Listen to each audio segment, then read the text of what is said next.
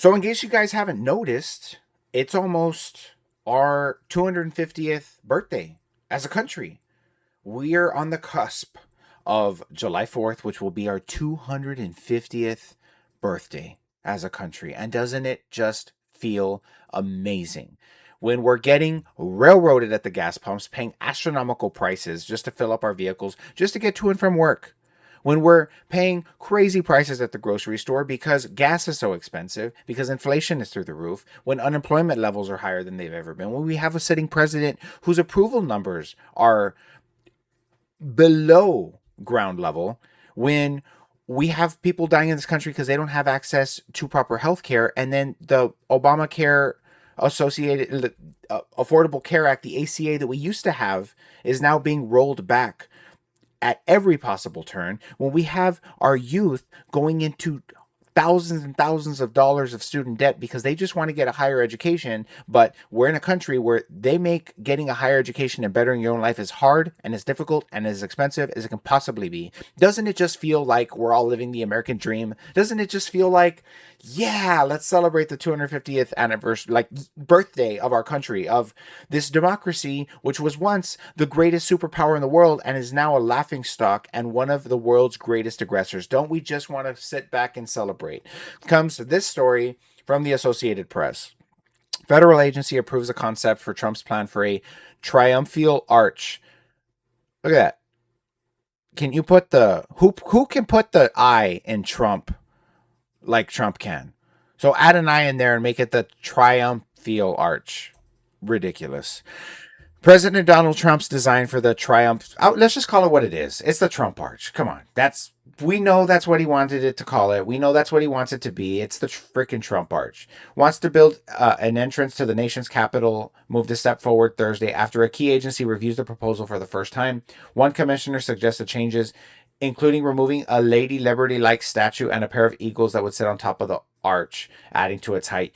Adding it because they want to make it much like the Empire State Building, adding an antenna. They just want to make it the highest arch in the world, because when we're sending thousands of service members to a war we have no business in, when we have people that can't keep jobs, when we have AI companies sucking up water, sucking up resources, when we have AI that's coming in and taking people's jobs, when we have unemployment levels just at astronomical heights, and we're creating a bunch of people that, sorry, my, I don't know if you saw that, my cheap leather seat is deteriorating on me. It's like fake pleather, so it's just leaving a bunch of little black dots everywhere because I can't afford it. I'm living in a country where I can't afford, a proper desk chair. We're all suffering here. We're all in this together, guys. When everyone in this country is suffering, we have Donald Trump, who is wanting to build this ridiculous freaking Trump arch. The arch itself would stand 250 feet tall, which is 76 meters. Come on, don't do that. Don't metric system me, okay? I grew up in America. We're gonna do English standard here. We're not gonna do any of that metric crap. That's for those people across the pond. We kicked their asses 250 years ago. And looks like now we're getting our asses kicked across the pond by Iran, which we were sold was going to be easy, and come to find out, no, it's not. So, 76 meters from its base to a torch held aloft by a Lady Liberty-like figure atop the structure. Do they have pictures of this freaking ridiculous thing? There you go. That's what it is. Squint in there a little bit. Look at that. Look at look at them just Catherine Levitt just in there, just so proud of what she made at kindergarten today. Just what are we doing? What are we doing? Why? For what? And this thing, I think it even says in the article, is going to outright cover up the Lincoln Memorial, which is already, yes, okay, at 250 feet tall, the arch itself would dwarf the Lincoln Memorial, which is 99 feet tall, and be close to half the height of the Washington Monument. An obelisk that is about 555 feet tall. 3 of 4 people who discovered public comment at the meeting opposed the arch, largely because of its size. And because of these ridiculous things they're putting on top. Not only is it just unnecessary, as Trump always manages to do, he finds the most tacky avenue to do, and he takes it. Because that's what he is.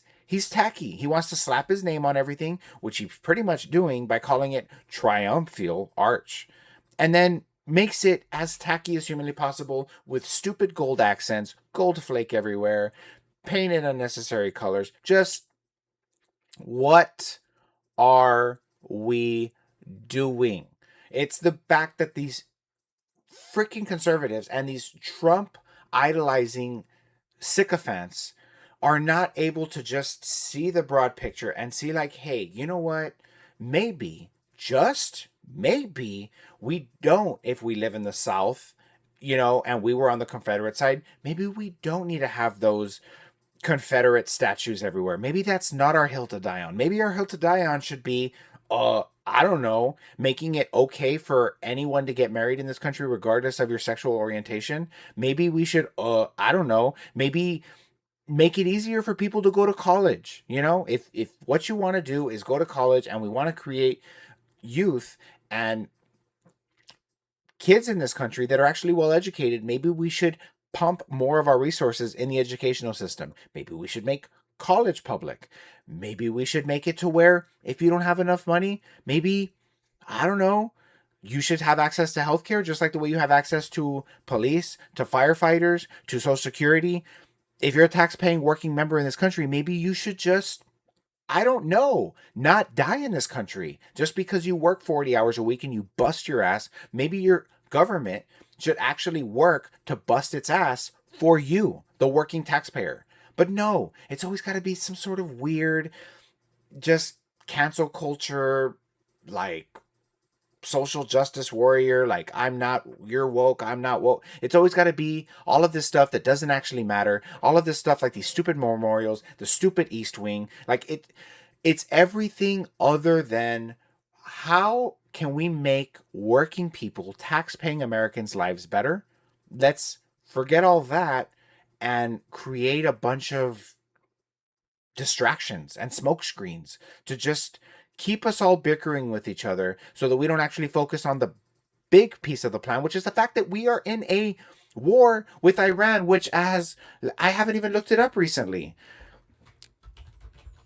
how much money has been spent in the war in Iran so far. It's something I check all the freaking time. And now we're anywhere between, switch this back over here, 25 to over 51 billion dollars in spending, which literally has been spent since February 28th. So these people that cry and talk about the deficit and the debt ceiling and debt and we can't afford it. How are we going to pay for healthcare? How are we going to pay for universal school lunches? How are we going to pay for anything good in this country? They're the first ones to go out there and write blank checks for the military. As long as we're, you know, attacking minorities and making women's lives worse and making reproductive care harder, as long as we're, you know, hurting Democrats and then going overseas and hurting people in other countries and killing thousands of innocent Iranians, hundreds of innocent Iranian children, as long as we're doing that over there and we're giving all of our money to Israel, then we're good. We don't conserve money when it comes to that stuff. We only conserve money when it comes to helping out the working people in this country. And no, we're not going to do it anymore. I refuse. I refuse. And to the 10 people that watch this video, I hope you refuse as well. And if you don't refuse, I'm sure you already hit dislike and you're, doing your own thing over there in MAGA world. But just no. So the midterms are coming up. It's obvious that our lawmakers in office are not going to impeach him.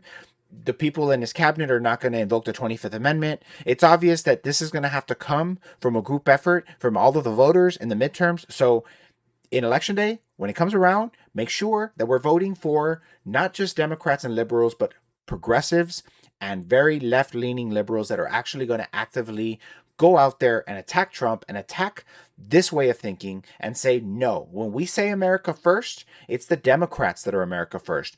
We're the ones that want freedom for everybody, regardless of your sexual orientation. We're the ones that want freedom for a woman to be able to choose what she does with her reproductive, choices. We're the ones that want the freedom for any child to be able to graduate college, regardless of whether you can afford it, whether you can qualify for a student loan, whether you get a scholarship, anything. We're the ones that agree that you should have the freedom to choose what you're going to do with your education. And we're the ones that are saying you should have the freedom to work whatever job you want to work in this country, and work hard and work well, and regardless of what you're paid and regardless of what your employer wants to provide you with medical insurance, that no, if you work 40 hours in this country and you work hard and you pay your taxes, then you should not have to die in this country because you can't get access to healthcare in this country. We are the ones, the Democrats, the liberals, the progressives are the ones that are pushing an agenda of freedom, and it's the Republicans, the conservatives, and those MAGA people with their stupid red hats that are the ones that are actively trying to take freedom away from you. They're the ones that are trying to cancel you. So that's the video, guys. If you like the video, like and subscribe. To my 30 subscribers, thank you. To the 10 to 12 people that watch this video, thank you for sticking around and watching. If you don't like this video, try watching one or two more. Maybe you'll like it, maybe you won't. In that case, nothing I can do there. But thank you guys so much for watching. Got tons of videos. Sorry it's long-winded, but I had to get this one off my chest. I had to. So thanks for watching, guys, and I'll see you guys on the next one.